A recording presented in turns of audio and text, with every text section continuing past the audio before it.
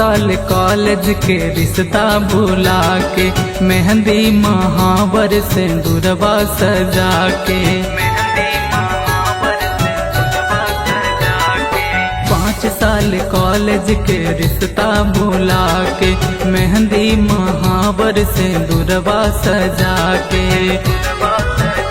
पाक पियवा के साथ ससुरार गयू, जवन वादा रहा तुहार दिल से बिसार गयो, जन्म जन्म रही प्यार दिल से बिसार गयो।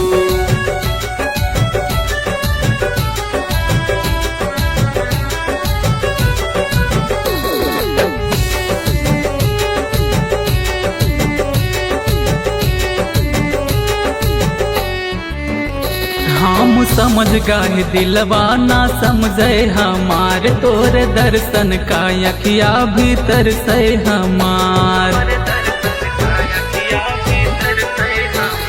हम समझ गए दिलवा ना समझे हमार, तोर दर्शन का अखिया भीतर से हमार।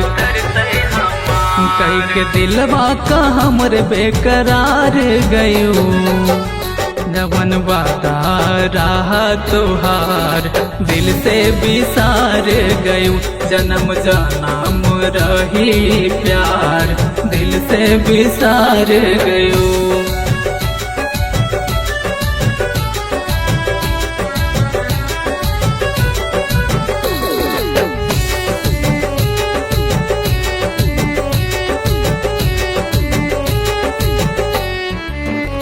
हमर खोपड़ी पा हाथ धक खायु कसम, तोहरे साथ के बिना नाही जियब सनम।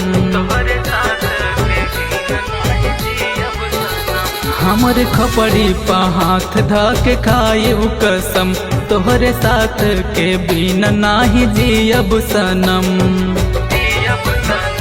कैसे प्यार के भूतवा उतार गयो, जवन वादा रहा तुहार दिल से बिसार गयो, जन्म जन्म रही प्यार दिल से बिसार गयो।